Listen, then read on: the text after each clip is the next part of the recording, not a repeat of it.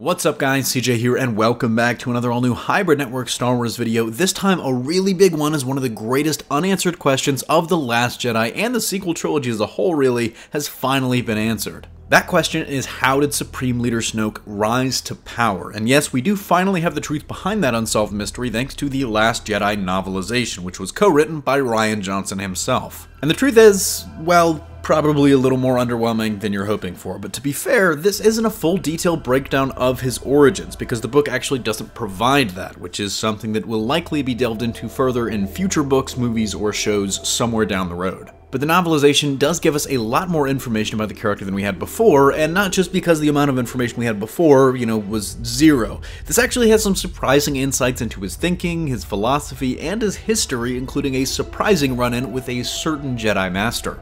Let's start at the beginning though.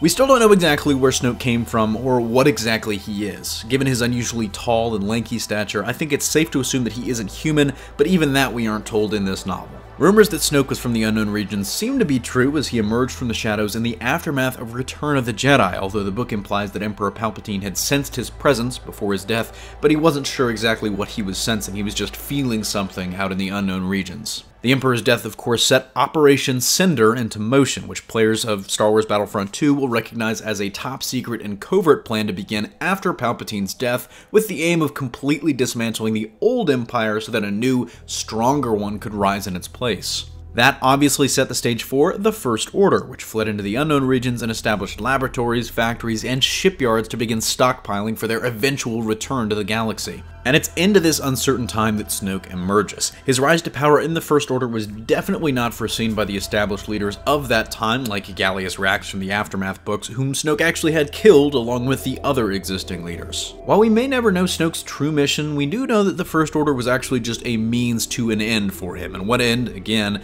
we don't know, but he did save the First Order time and time again, guiding them quietly as they grew in the shadows, unbeknownst to the rest of the galaxy. Eventually, having grown in power and with a large military behind them, the First Order emerged from the unknown regions, guided by Snoke's knowledge and his strength in the Force, a conflict which ultimately brings us to where we are at the time of The Force Awakens.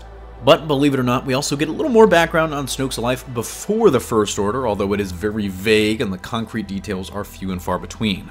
Snoke is still implied to be very, very old, as the novel claims that he's defeated countless enemies over the years who sought to bring him down, and I quote, "in times past," definitely lending some credence to the long-running rumors that he is ancient. His origin in the unknown regions is also implied here, as the novelization claims that he learned many truths about the Force there, which would have been during his rise to power. Believe it or not, the secrets of the Force hiding out there in that unexplored area of the galaxy also attracted another powerful Force user, Luke Skywalker himself. The book tells us that Luke's main mission after the events of Return of the Jedi, and for the better part of 2 decades, was to discover the history and origins of the ancient Jedi, which led him to the unknown regions with R2. Believe it or not, this actually culminated in a meeting, and potentially a partnership, with Supreme Leader Snoke himself. While Snoke, by the time of the sequel trilogy, obviously wants to destroy Skywalker, he actually did have a healthy dose of respect for Luke's power and his search for knowledge of the Force, something that Snoke himself dedicated his life to searching for. That sounds like a dead setup for another novel or comic or something. I mean, the idea that Snoke and Luke met or even worked together for a while is just too interesting to be trotted out there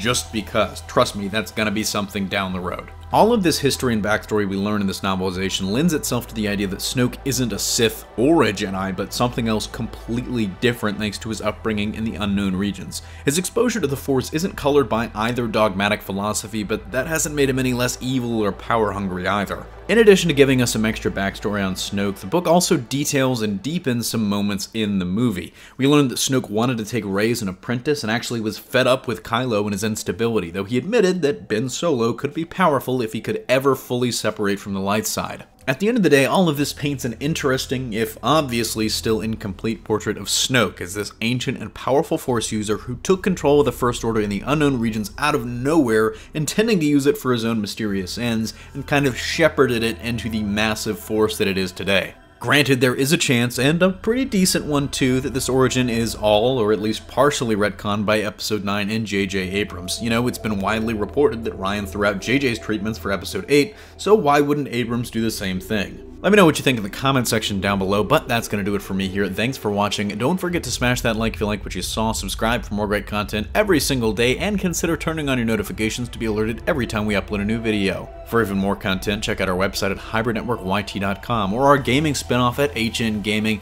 But if you really love HN and want to take your support to the next level, consider donating to us on Patreon as we strive to bring you the best content possible. Signing off, this is CJ, and I'll see you next time.